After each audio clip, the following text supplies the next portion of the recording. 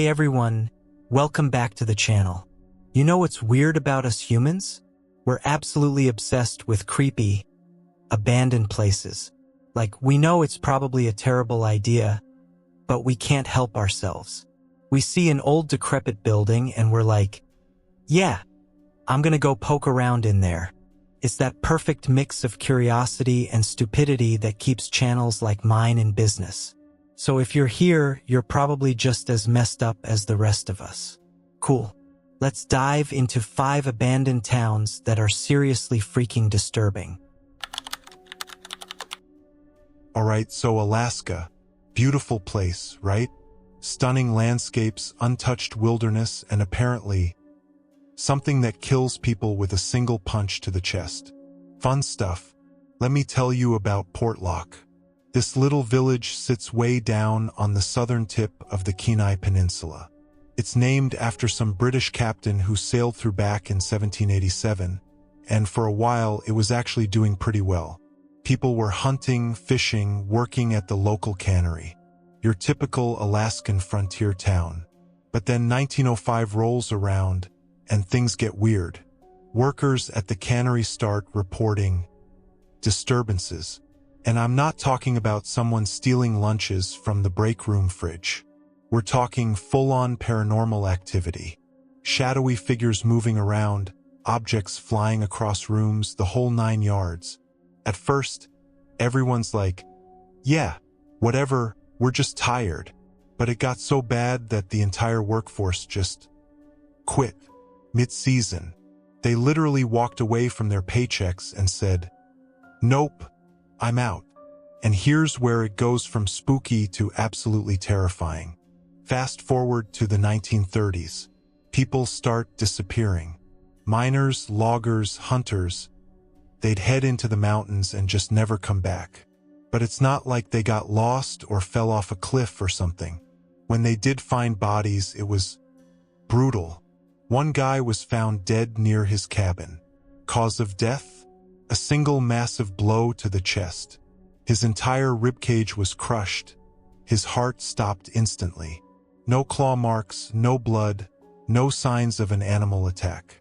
Just pure, overwhelming force from something incredibly strong. Let me be clear, this wasn't a bear. Bears leave marks, they maul, they bite. This was like someone took a sledgehammer to this poor guy's chest. Then it gets even weirder.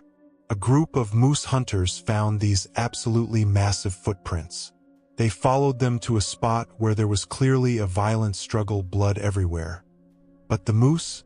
Gone. Just vanished. And the footprints? They led straight into the forest and disappeared. The locals had a name for whatever was doing this. The Nantinak. In the local language, it means half man, half beast. Basically, Alaska's version of Bigfoot, but way more murderous. People started seeing this thing too. A huge, hairy figure that would mess with the fishing equipment on the beach. One resident, feeling extra brave or extra stupid, confronted it with a gun. The creature just looked at him, made eye contact, and casually walked away like, yeah, what are you gonna do about it? By the end of 1949, everyone was gone. The entire town just packed up and left. Houses, factories, schools, all abandoned. Nature took it all back pretty quickly. Here's the creepy part though, fishermen and hunters still stop by occasionally for shelter. And every single one of them reports the same thing. This overwhelming feeling of being watched. The second they feel it, they get the hell out of there. It's been over 70 years, and Portlock is still just empty, waiting, watching. Okay, so imagine a town that was absolutely thriving. We're talking 2,000 people in the 1870s, sawmills running, stores open, a legit community. This was Purry Cheney, Michigan, and it should have been a success story. Spoiler alert, it wasn't. George Cheney founded the place in 1874 with big dreams. The Michigan Central Railroad gave them a land grant and boom, instant boomtown. Everything was going great until 1893 when diphtheria hit. For those who don't know, diphtheria is brutal. It's highly contagious, spreads through the air, and back then, it was basically a death sentence for a lot of people. The disease tore through Puri Cheney like wildfire. The population crashed. Just when people thought they could rebuild, a massive fire destroyed a huge chunk of what was left. And then, like the universe just really had it out for this place, diphtheria came back again in 1897. By 1917, there were only 25 people left. 25. The local government was like, yeah, this place is done, and sold everything at a public auction. Now, here's where the story gets really dark. Legend says there was a woman in town, an unwed mother who got accused of witchcraft. Classic mob mentality stuff. She was either hanged or banished, depending on who you ask. But before she left or died, she cursed the entire town. Some people even say SHE started that devastating fire as revenge. Is it true? Who knows? But I'll tell you what is true. That place is freaking haunted. The old cemetery is where things get really weird. Visitors report hearing children giggling, finding tiny handprints on their car windows, seeing a woman's figure appearing and disappearing in the trees. That woman? People think it's the accused witch still hanging around. There's an official curfew at the site now. You're supposed to be out by dusk. But of course, people still sneak in, and a lot of them come back with stories they can't explain. Alright, so we're heading to India for this one. Specifically, the Thar Desert, where you'll find Kuldhara, a village that's been called cursed for 300 years. Here's the setup. About 300 years ago, this village was home to the Paliwal Brahmins. Basically, high-ranking priests who claimed to be direct descendants of some legendary spiritual leader. They were doing their thing, living their lives, when the local minister, Salim Singh, decided he wanted to marry the village head's daughter. Now, Salim Singh was apparently a terrible person. The locals described him as evil, demon-like, and weirdly huge, like unnaturally large. So when he proposed marriage, everyone was like, absolutely not, you creep. Salim didn't take rejection well. He threatened the entire village, told them terrible things would happen if they didn't let him marry this girl. So what did the villagers do? They all left. In one night, every single person, men, women, children, just vanished. Gone. Nobody knows where they went or how they coordinated it so quickly. But before they left, the Brahmin priests put a curse on Kuldhara, that it would never be inhabited again. And guess what? It hasn't been. Not once in 300 years. Now, there's a more practical theory too, that Salim Singh was also taxing everyone into poverty and people just couldn't survive there anymore. Maybe that's the real reason. But honestly, the curse explanation is way more fun. These days, locals won't go near the place at night.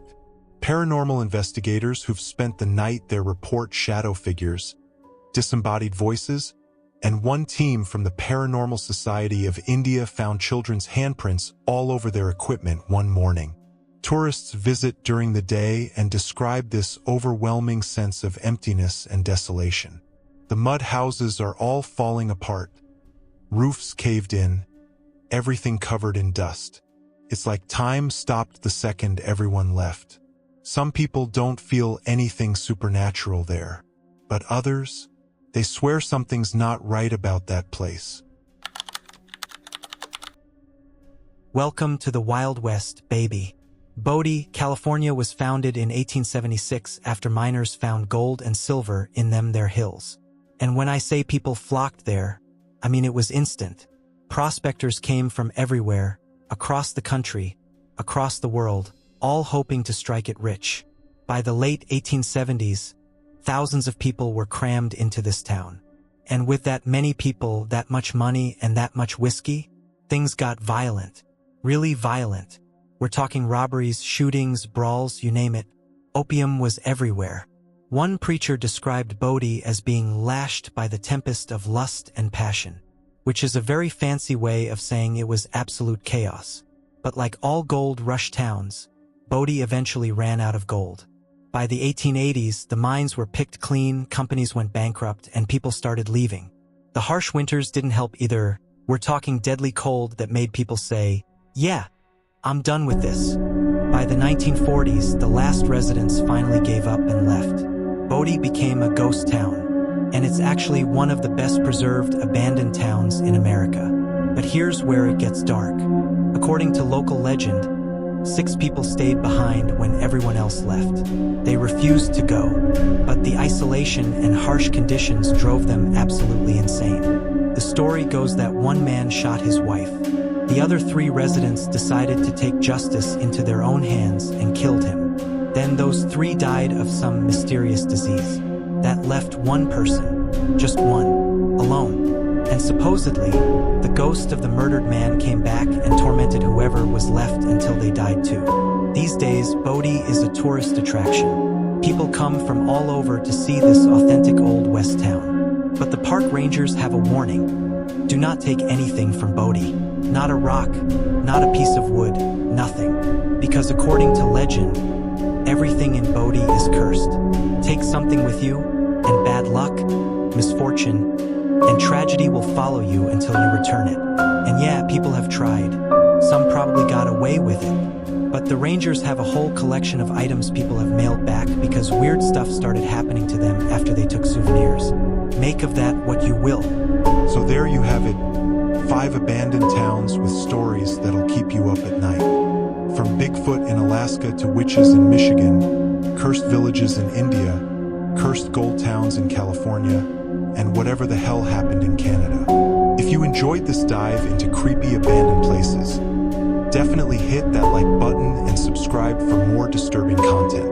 And if you want even more, check out our Patreon where you'll get access to over 100 exclusive videos you won't find anywhere else. Stay safe out there, don't take souvenirs from ghost towns, and definitely don't go poking around abandoned villages by yourself. I'll see you in the next one. Peace.